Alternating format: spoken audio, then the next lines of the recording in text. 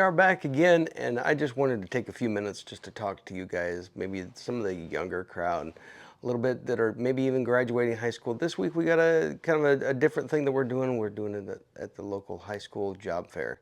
We're going to be talking to a bunch of kids looking to see what they want to do with the rest of their life.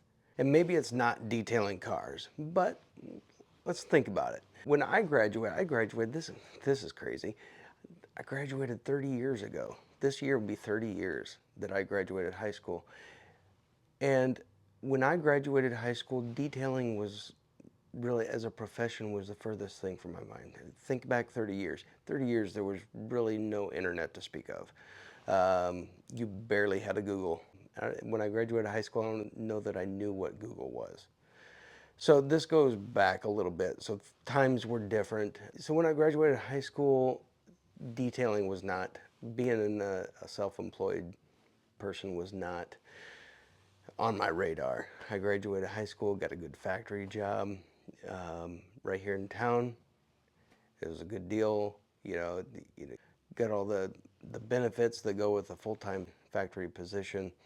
Worked night shifts, finally got into day shifts. Did that for just under 5 years, and then went to another business, another small business here in the same town, doing a lot of the same kind of work, but I had more opportunities in that business. Grew into that business. I worked there for 10 years. I always grew up with a passion for cleaning cars. I always enjoyed cleaning my cars. I was just kind of a nut about that. And I just, I really, I don't know what sparked it, but, I wanted to kind of play around with it. Maybe it was just that, we're, we were having kids and just looking for an extra income. I wish I could remember what was the real spark to do it, but doing some research, and I just found that, man, maybe I could make a living at detailing cars. And like I said, I had a great job, had a promising future, but I wanted to take that chance to think outside the box and just to see what was possible. It's not that I didn't enjoy my job, um, but detailing was something, it was a hobby, and something that I really enjoyed. I felt that I did a good job. People told me that I did a good job. And I just took a step out, and I did something totally different. I didn't have a building. I didn't really have even a garage to speak of. So I went 100% mobile, and just really, which was really thinking outside the box for in this area. That was something that was totally new, and it was more of a West Coast thing, some of the Florida, the Texas, the Arizona, and really started up that way. As just there wasn't much for cost. I think I started out with a loan for $10,000, and I bought a van and full of chemicals and full of all the shelving, all the power washer, the vacuums, the generators, the water tank, you name it, all the lettering, kind of all the lettering, the minimal amount of lettering that was on there, all that got taken care of, and I started from there. I don't want this to be all about me. I just want it to be an encouragement to some of you to, you know, maybe it is time when you step out of your high school life. Maybe it is time for you to step into a solid job. Maybe you're trying, right off the bat, you're starting a family.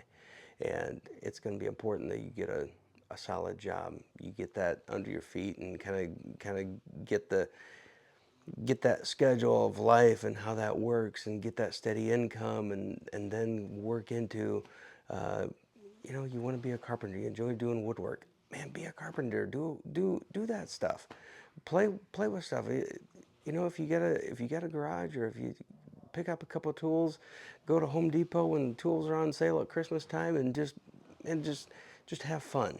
Just have fun with those hobbies, those interests that, for whatever reason, whether it's passed on from previous generations, something you did as a kid, or just something that you've seen online even. There's a whole bunch of stuff that you can learn with the internet, which has that it's a crazy era where you can get some good and some bad. But um, I would encourage you to kind of step outside the box, kind of blow up your thinking a little bit, and see where the road leads you. We start off just doing one or two cars a day and one guy, and now we've had up to a dozen people, two locations. We're doing more than just detailing cars. This has blown up. I don't have the time to talk to you about it, but this has blown up to allowed us to get into so many different things, some good, some bad, but if you don't do it, you don't learn it. Um, so I would encourage you to kind of think outside the box a little bit. I think that's kind of one of the cool things about these job fairs. Kind of really gets you seeing how some of the real work world works, and meet some of the people that are in that field every day. Ask them some questions. You can kind of pick up on a conversation and see what that's about, and see where maybe that could lead. You never know. You never know what they, you could get a job at a factory job and that lead into a sales position. You could end up, we've heard the stories from guys that, once were the janitor or worked in the mail room, and they worked all the way up into now they're the CEO of the company. That stuff happens all the time. And I want to encourage you guys to step out a little bit and think outside the box and be the best you can be. Be good.